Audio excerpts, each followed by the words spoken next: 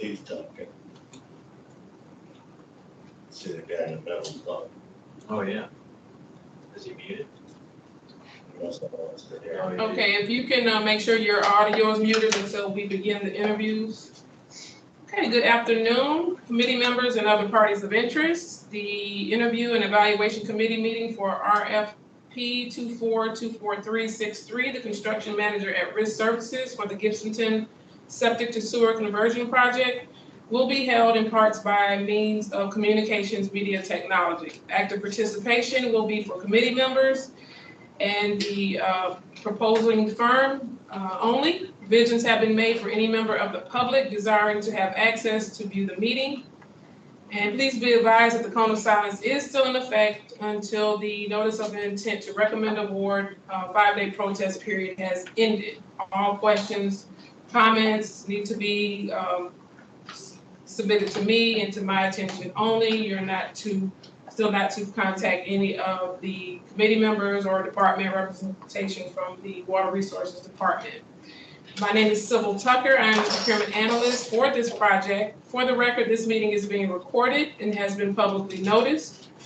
At this time, I'm going to ask that each committee member introduce themselves for the record, and we're going to begin with the committee chairperson. Good afternoon. My name is Geeta Iranipur. I'm program manager for Septic to sewer conversion program. Good afternoon. My name is Brian Lewis, and I work for Technical Services Division on the design team. Kelly Kiner, project management. Suresh Maharaj, section manager, WRD. Okay, thank you. So the committee will interview, evaluate, discuss, and score by consensus the single proposal received for this project. Proposal is to be evaluated based on the information provided in the proposal as it correlates to the requirements and evaluation criteria set forth in the solicitation document and not any prior experience with the firm. This meeting will begin with interviews to provide the committee the opportunity to better understand the information that was submitted in the statement of qualifications. Once the interview portion of the meeting concludes, the committee will begin scoring the proposal and will reach consensus score for each criteria and will decide whether to move forward with an award to the again single firm that submitted a proposal. The evaluation the proposal will be scored based on the following criteria: the ability of the CMAR firm and its professional personnel. Criteria 2, the CMAR firm's experience with similar relevant projects. Criteria 3, the CMAR's firm approach to project delivery. Criteria 4, the CMAR's firm recent, current, and projected workload. And criteria 4, the CMAR's firm project team location. There was also a component or criteria related to the financial capability and legal compliance, which Rickman has passed and making them eligible to proceed with this evaluation. So at this time, I am going to allow the committee we're going to go into the interviews. And at this time, I'm going to turn the meeting over to the chair to begin the interview portion of this meeting. Thank you, Sybil. I have a few questions, and I really appreciate if you can elaborate on that to better understand your company. The first question is, what are your facilities and equipment? Do you have a warehouse? And if so, explain the physical size and capability and its location. We can't hear you. You are in mute. I apologize. This is Mike Fisher. We have over 175 pieces of equipment. Our primary location is in Deerfield Beach, Florida. We operate all up and down the east and west coast of Florida. We're primarily a South Florida operation. We have worked in the city of Tampa, before on the Davis Island project, which was part of our submission. So our warehouse includes two full-time mechanics. We repair our own equipment, and we support our site operations through that warehousing in Deerfield Beach. How big is your warehouse? What is the Danny, square- you wanna jump in on that? The warehouse in Deerfield is 15,000 square feet. And we also have a 20-acre facility in Lakeland where it's a 20-acre heavy industrial zone property that we use from time to time. We also have an office in Miami. But the warehouse in Deerfield is 15,000 square feet. So you can easily store pumps, equipment early on if needed, right? Yeah, yes, that is correct. All right. Yes, we have inside storage and outside storage. We have Great. Thank you. capabilities in both. We also have on our team, Gianetti Construction and Legacy, who also have local operations. Fred, you want to jump in on that? Hello, I'm Fred Tingberg with Gianetti. Yes, we have an office in Pompano Beach with perhaps 10,000 square feet of inside storage. We also maintain an operation on Olean Boulevard in Charlotte County where we could store, vacuum equipment, different pieces of equipment. We have outside storage that's, it's not in Tampa, but from Gibsonton to our facility, it might be a 45-minute run, but we could maintain an inventory of pipe and necessary pumps and necessary vacuum equipment if necessary, yes. All right, thank you. My next question is that this project is partially budgeted by ARPA, American Rescue Plan Act funds. So it is required to encumber about $36 million no later than next year, December 2024, and spend the funds no later than December of 2026. My question is, are you able to meet the deadline? And please explain the strategy to meet the deadline. Yes, we have looked at this very carefully. We submitted a baseline schedule with our proposal. We actually believe we can finish early. A number of the phases are pretty well designed and further along in design. So we see a relatively short period of time for when we can actually start field operations. Wes, and myself worked on the CPM. So Wes, you want to jump in and give a quick overview?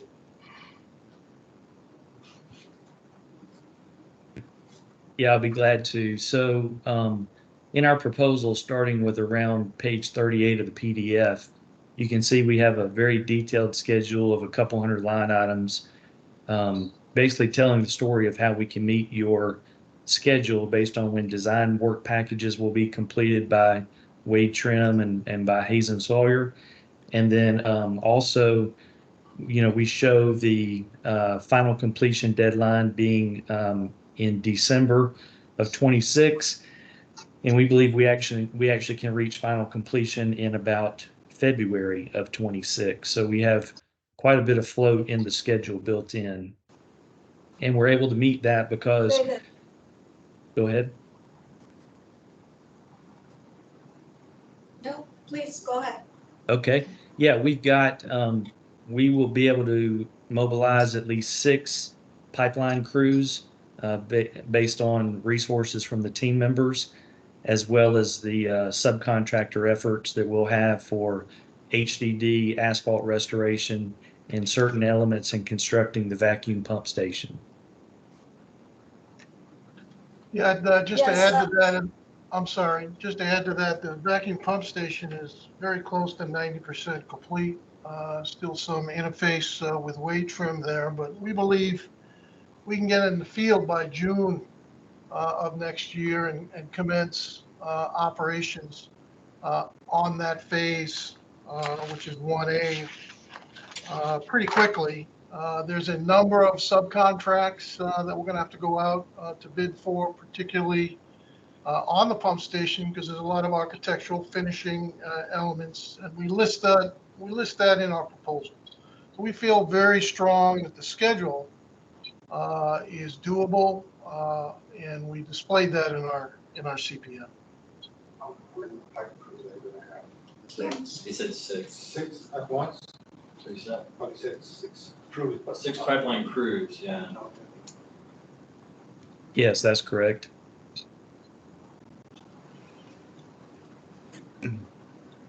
Yeah, and if you'll So- notice, we also showed in the workload section of our proposal that we have, most of our team members have a lot of work that is going to be wrapped up in Q1 and Q2 of 2024. And so this project works very well for us to be able to mobilize those crews. So we actually don't have to hire a lot of new people, or, you know, it's people we trust that are already working in our organization, that we can have this work prepared for beginning in the summer of next year, as Mike mentioned.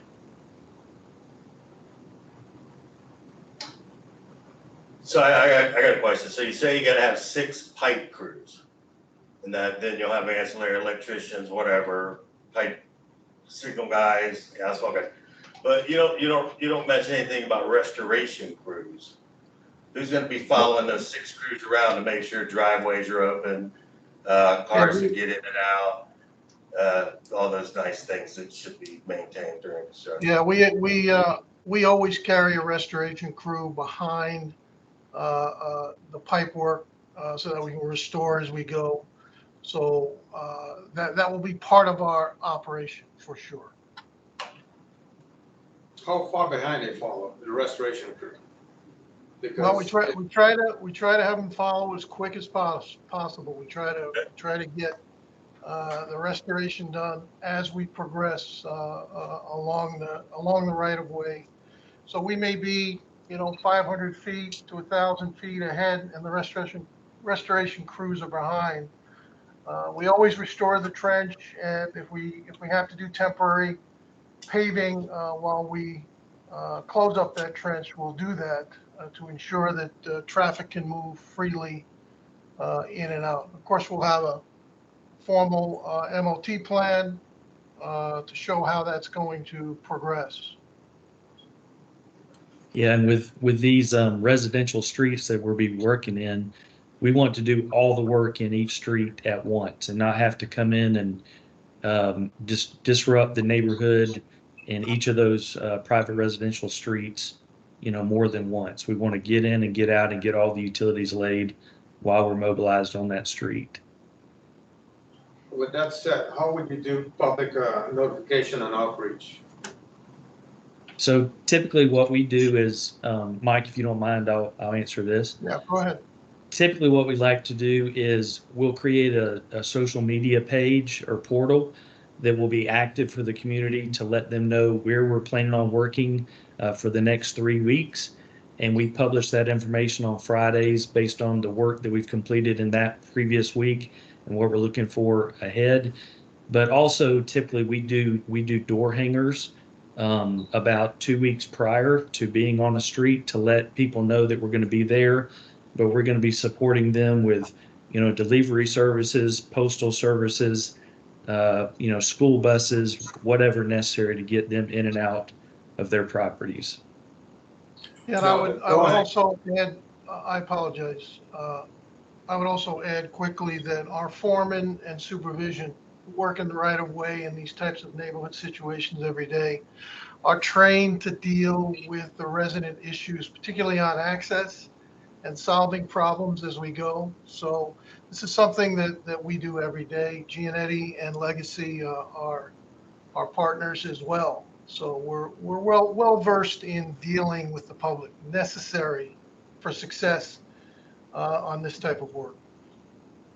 Now, would the door hangers have some kind of emergency contact number in case something was to happen and you guys not on the site, and whether it be with your equipment or someone is drenched and in front of somebody's home?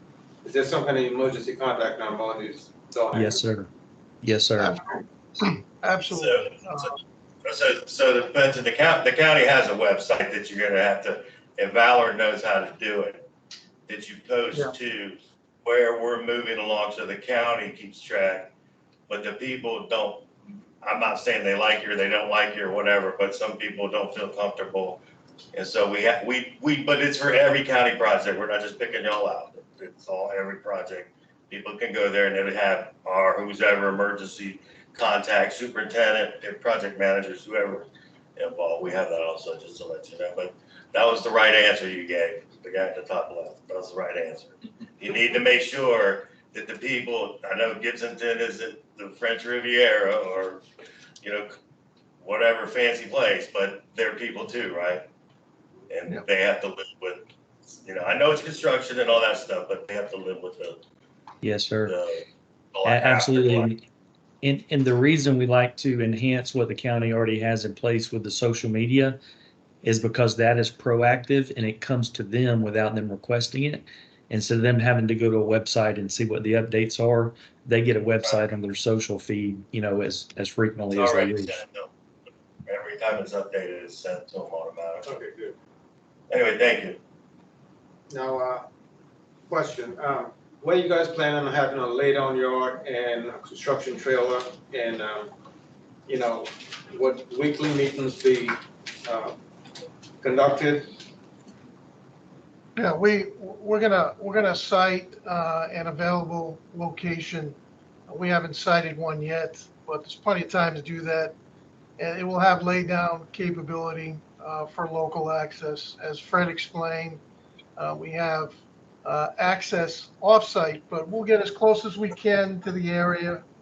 What we typically do is make an arrangement to lease land, and we'll pull our site offices in and set up, fence it out, and that's typically how we handle these types of projects. Yeah. And we'd probably prefer to have at least the kind of the work office trailer at the vacuum pump station site if we can. That kind of be the central headquarters. But That's an we ideal will, place. yeah, Yeah. we'll likely have lay down yards in the 4 different phases of work as we progress. Just so you know, that vacuum pump station site is right next to an elementary school. Right. Yeah, that's why we don't want to use it as a storage yard, but for the office complex, it may be perfect. It's in the parking, It's right Right. south of it, yeah. so, we will make that decision, soon. Okay, you have a question? Well, I mean, you've already touched on it a little bit, but you had a lot of bullets on the schedule of how you would improve on the schedule. I was just gonna leave it open to kind of cover those, just go into more detail on those. Yeah, absolutely. Mike, you want to touch on that or you want me to run with it? Well, I'll start and then you can jump in, Wes. As we said before, we're gonna have multiple crews. The Phase 1A, the pump station, is a project unto itself. And that's a separate operation that will require a different type of expertise than our force main and sewer work. So we'll be working concurrently in multiple areas, particularly in Phase 1A and 1B. We're going to start very close together, followed by 1C. So we'll be working in all 3 areas, and that will give us a lot of efficiency as we move the project forward and these packages are released for construction. So we have the So- equipment, we have I'm sorry, go ahead. Sorry to interrupt. So you said all three areas. So you're gonna work on 1A, 1B, and 1C then, I guess, so you're gonna do some of the vacuum mains as well while you're working on the pump station and the force main then? Absolutely, absolutely. These will be concurrent operations. And you know, we have the team of Legacy and Gianetti as well as Rickman Flores. You got 3 specialized infrastructure teams who are joined together to make this happen. That's how we can save a lot of time and work more efficiently. And you've worked with Gianetti and Landmark, I think it is, in the past? Legacy, I'm sorry. Yeah, Yes, Gianetti and Legacy have worked together, and Wes self has worked with those entities. Gianetti at times is a competitor, so we know their work, they know our work. So we closely understand each other's operations.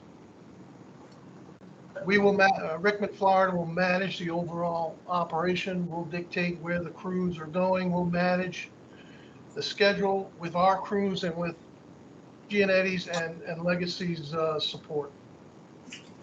Mike, the Gianetti-Rickman relationship goes back to the 70s in Detroit when both entities moved to Florida.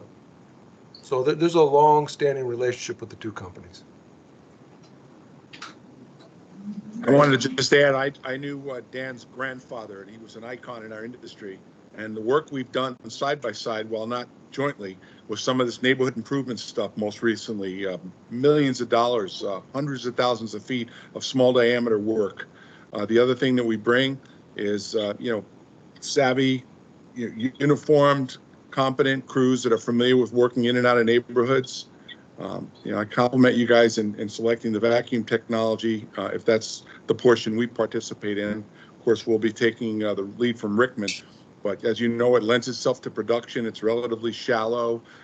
It's just a wonderful technology, and it lends itself to this type of program. We have experience in that, but moreover, we have experience working with Wes on specific projects, and we have a lot of experience, as Dan just said, going back decades with Rickman. I got a question. So relating to that fact, you say in your risk register, you have a thing that you apparently are saying excessive dewatering. You know where Gibsonton is, right? Yeah, we're I well think- aware of that. So you think there's gonna be excessive dewatering? I know there's gonna be excessive dewatering. I Hey, think if you And that's look like at the the third photo, thing on if your you risk look at- register. if you Yeah, look at the photo behind me, I'm at Jerry's Dockside in my photo, which is a wonderful restaurant in downtown Gibsonton. So yeah, we studied the area. Can't wait to spend some. I would just add that Rickman, Gianetti, and Legacy, we work in water, with water, manage water every single day. So we understand what it takes to get this pipe in wet situations. Okay, Not a well, problem. just keep it out of Bullfrog Creek, we'll be okay. Yep, Yeah, I okay. agree. Okay, so you mentioned that you are going to work in multiple phases at the same time, and we love it. That's the goal for this project. But one thing I noticed that for construction, I know that Brian is the construction lead, but Tyson, Richie, and Scott, they are work-based leaders. And they should be in different areas because of different phases that you will involve at the same time. But their locations shows that for Richie and Scott in Port Charlotte and Freeport. So are they planning to be here full time? And because I want to see them every day here. Yes, they will be there full time. Tyson, Yes. who's got extensive pump station experience, will manage that project. Brian will manage the overall piping elements. He's well-versed and in this type of work. Gianetti is also adding, as well as Legacy, site supervision and foreman. They will all be local. You will see them every day. Yeah.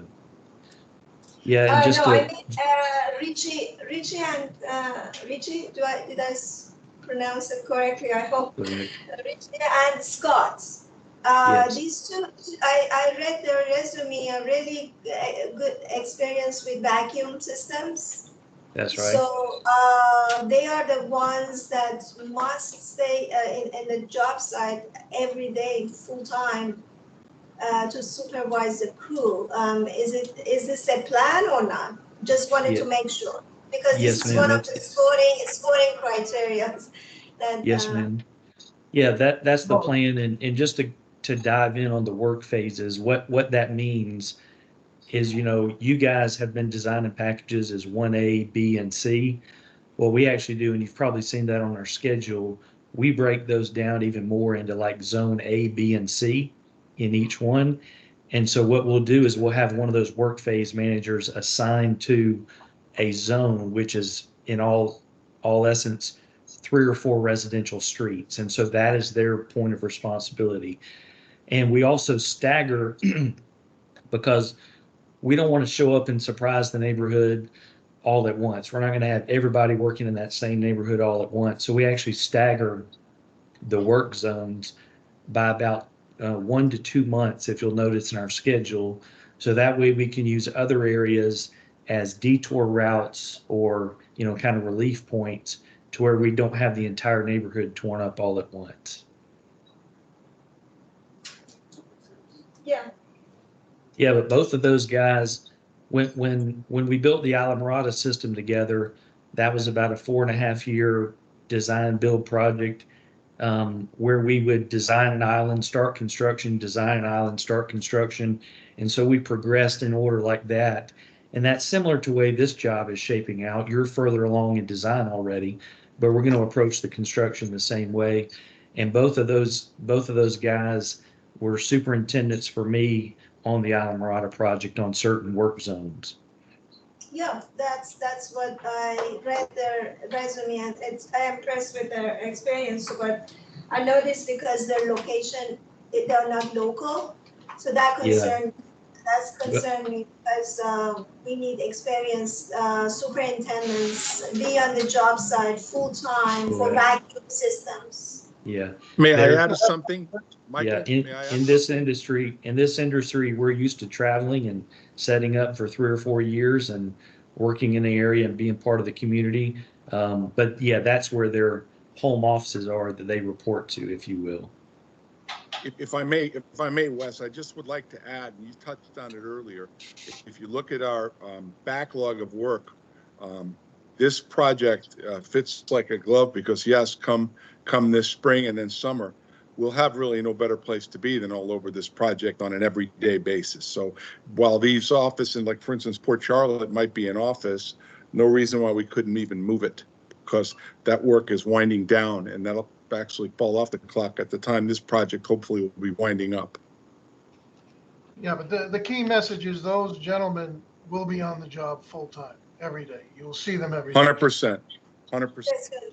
That's good. Thank you.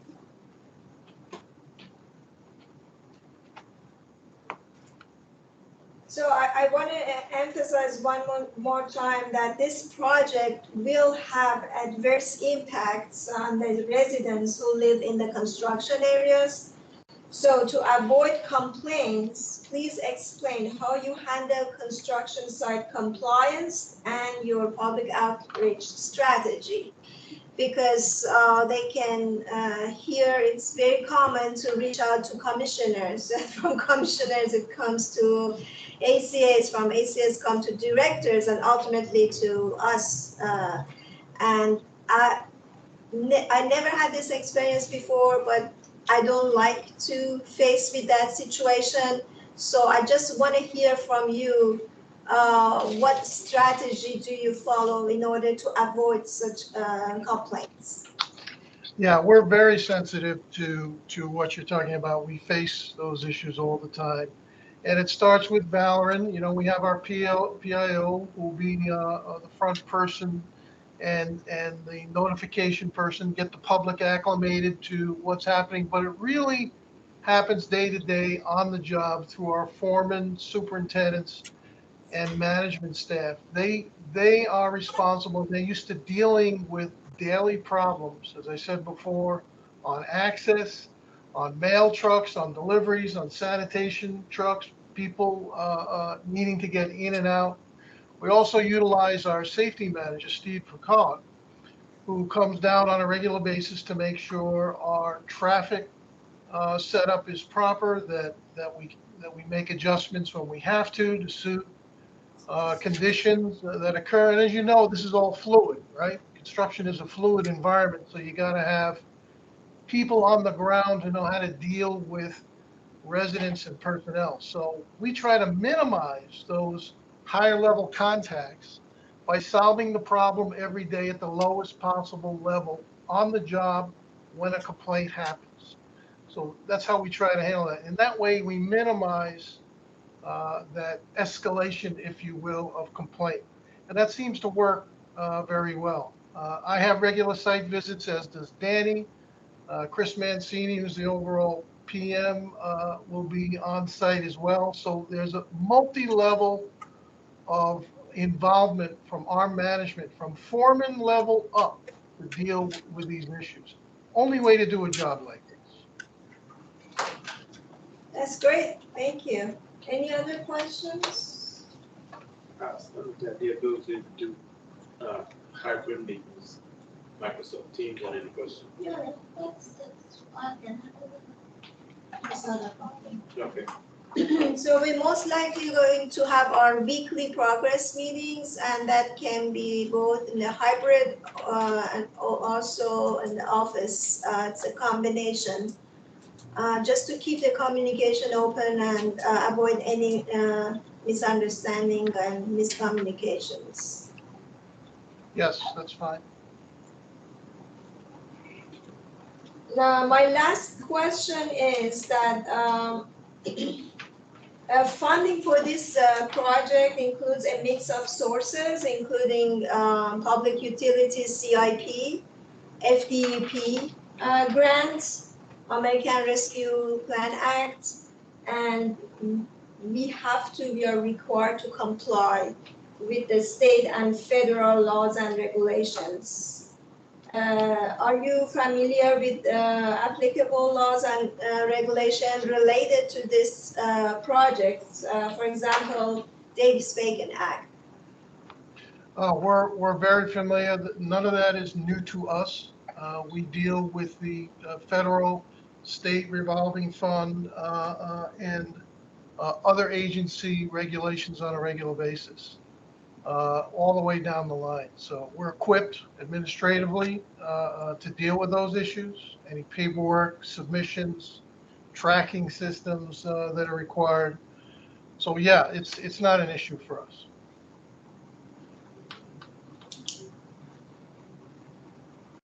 There's also, Buy America provisions and Build America type provisions in the new legislation. And in some cases, all the policies have not been fully written and confirmed by the federal government. But like, for instance, Legacy is working on a project right now that has that, and we're following the Buy America requirements of the ARPA money as well. So that it's not just the payroll and the reporting piece, but it's also how we procure in the pipe materials and valves and steel and those type aspects. Yes, that's my point. Thank you. All right, I think we finished our questions. Any other questions? Before we move forward into the discussion and scoring, I do want to apologize to Rickman. I did not give you an opportunity to introduce yourselves or your team. So if you want to go ahead and do that at this time, I apologize for not allowing that at the beginning. So. Well, okay, great. Thank you. We'll start with Danny. Yeah, Daniel Mancini. I'm president of Rickman, Florida, and been doing this type of government bonded work my whole life. My father started in the business in 1965. My grandfather immigrated from Italy in the late to mid 50s and started infrastructure work in the city of Detroit. I moved to Florida when I was in 1987 permanently. with a graduate degree in Wayne State University Civil Engineering. So thank you for this opportunity, but that's a little brief history about me and what I've been doing my whole life. And I am Mike Fisher. I'm the Chief Operating Officer of Rickman, Florida. I'm responsible for the operations and the management of the organization under Danny.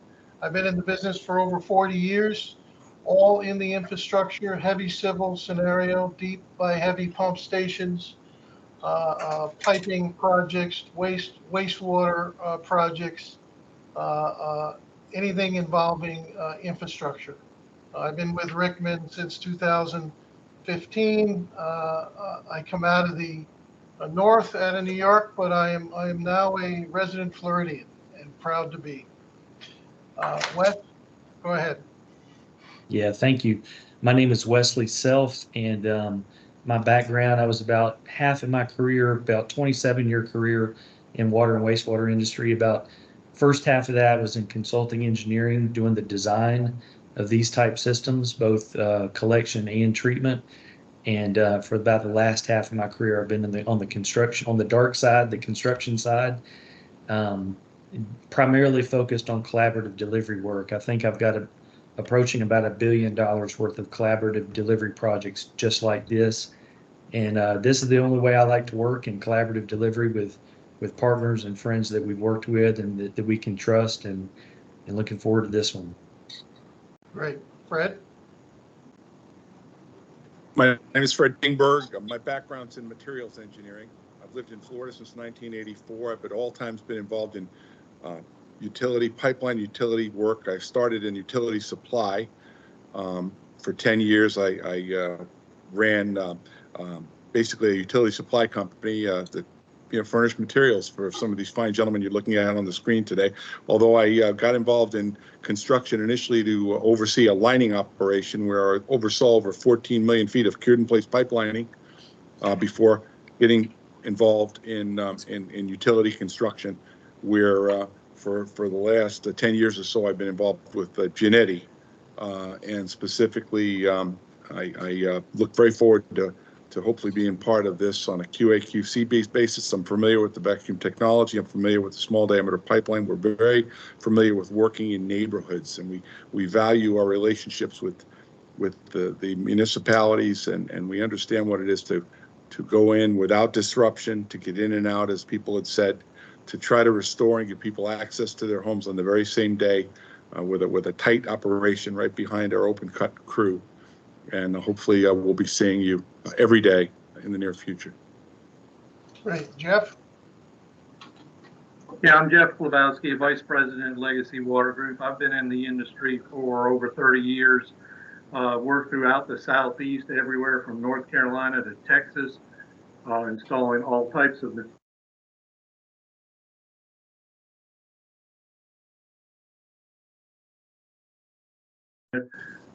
most of my career has been as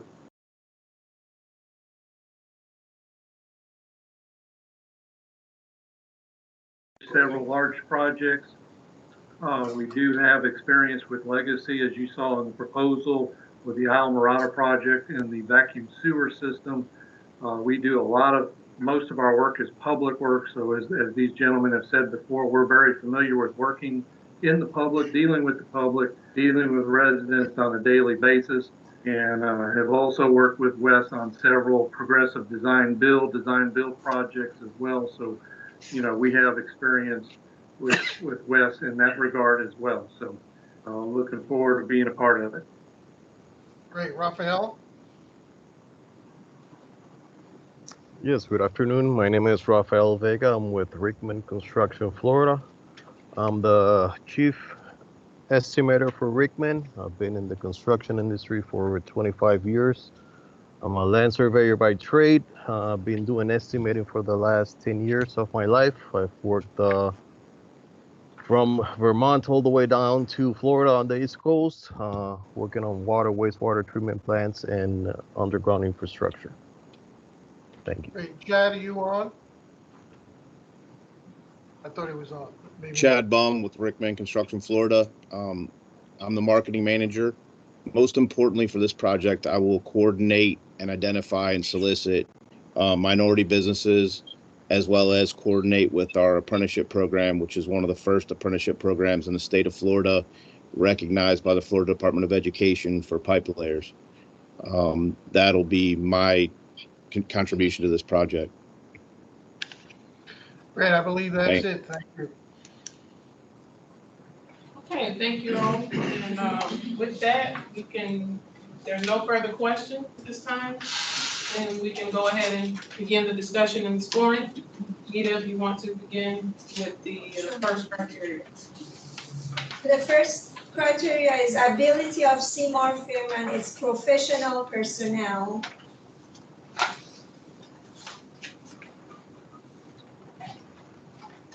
So the maximum score is 30, and I scored Rickman 19. The project team personnel have above average level of experience, and project team contains all necessary disciplines, and organization of project team is adequate, and prime firm has superior professional resources to properly provide services. That's my score, 19. Want to go around? Yes, this way? Brian. Okay. I scored them as a 25. I felt that they had exceptional level of experience, they had uniquely qualified people with the Isla Medora experience, and I felt like they had all the necessary disciplines, and I felt the organization was superior, and they have exceptional professional resources, and the project manager is uniquely qualified. Yeah, I scheduled them, not scheduled them. I scored them a 20. It was right there, 19, 20, Yeah. 20. They checked the box. You know, they got the personnel, so I scored a 20. That's usually. Okay, great. I scored them 25. I think they have qualified personnel, and based on their experience at Almirada, I think they can get this job done. So I scored them. Very good. I get the 25. So 19, 20, 25, 20, and 25. So I would say it gets to 21, 22 scores. 21 is the 22. 22. 22. Okay. So we'll go with Oh. 20. Consensus of 22? Yeah. I'm sorry, okay? Yes. Evaluation number 2, Seymour firm's experience with similar relevant projects. I scored them 22. I scored a 20. Yeah, I scored a 25, because it kind of says that they have the design build, but then it kind of says in other areas, so I just gave them 25. They said they have plenty of design build experience, so I gave them a 22. So you gave them the maximum score, 25 is a nice 25. score. I gave them a 22. 22. All right, so I think, what score do you think? Maybe 22. 22 Two is, again, or- 22 is fair. Yeah, like I said, I put 25 because everybody's got 3 or 4 deep design builds and design bid builds. And so, yeah, 20, I could do 22. So. 22 is your consensus? Yes. Criteria number 3, Seymour firm's approach to project delivery. I scored 28. I scored, I'd say 32. 32, Kelly, Yeah, I scored a 27. 27. Suresh, I gave them a 31. 31. Yeah, very close. Yeah, I'm scored divided by 4, I give you 29.5. Come on, Dwayne. Dwayne Phillips said, yeah, I gave him a 27.625. I was like, we don't do 5/8, Dwayne. round up. So 30. So Yeah, I could go up, I mean, they got it, they, I go with, yeah, 31 is fair, I think. Okay, I'm good with it. 31. 31 is your consensus? Okay. I'm good with it. CMAR Films recent, current, and projected workloads. 4. 4. 5. 5. There you That's a go. 4.5. Delayed. We're still delayed. What 5? So. Round up, I guess. I did 5. It I mean- says, it shows they got the project team has adequate staff and available. Yes, And I then look think- at their service and when they're available as they move into the heavy hitting. They see that. Seeing that project workload, they should be able to handle with the current schedule they have now. So, I agree, after interview, I'm convinced that they can handle the work on time. Yeah, I'd go up to 5. I'm going with 5, So 5 is your consensus? yes. CMAR Films project team location. At the beginning, I gave them 2, but but because of those 2 superintendents, Scott and Richie, they both are going to be here full time. full time. And it's very critical to have those here, so I score them 4. So 4 is your score for Yes. criteria 5. Okay, so I'll just recap what you, how you scored for criteria 1, ability of CMAR firm and its professional personnel. You had a consensus of 22. Criteria 2, CMAR's firm experience with similar relevant projects. You had a consensus of 22. Criteria 3, the CMAR firm's approach to project delivery. You had a consensus of 31. Criteria 4, the CMAR firm's recent, current, and projected workload. You had a consensus of 5. Criteria 5, the CMAR firm's project team location, which is only scored by the committee chair. You gave a score of 4 for a total of 84 points. Is everyone in agreement with those scores? Yes. Yes. Yes. As I previously mentioned, the financial capability and legal compliance, there was a pass. They passed that portion, so hence why we are evaluating today. So with that, the committee as a whole, you need to advise if you agree on whether or not to move forward with a recommendation to begin to go into negotiations and ultimately award this project to Rickman Construction, Florida. What is your recommendation? I move to recommend. Yes, I highly recommend for this project. Same here. Yes, I agree.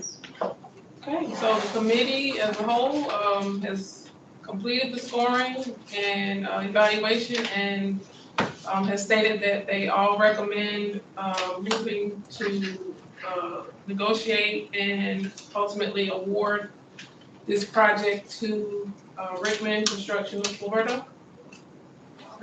Rickman Construction Florida, Inc. And with that, that will conclude the interview, discussion, and scoring. I will need a summary from the chairperson.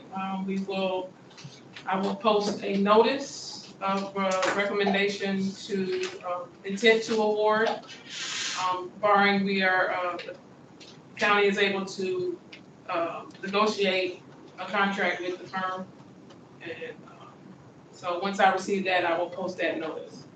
I do want to make mention the cone of silence still is in effect for this project. So to the committee as well as the firm that's on the meeting today, please be mindful of that. You're still not able to communicate or reach out or to with the county other than myself or the procurement director or those listed in that cone of silence provision. So again, we want to thank you thank Rickman for your time and to be able to participate in the interview today. And we want to thank the committee as well for your review and evaluation of this proposal. That will conclude the interview and evaluation committee meeting for RFP 2424363, the construction manager at Risk Services for the Gibsonton Septic to Sewer Conversion Project. Thank you all for your time today. That'll conclude. Thank you. Thank you. Thank you, everyone. Thank you. Thank you. Appreciate it.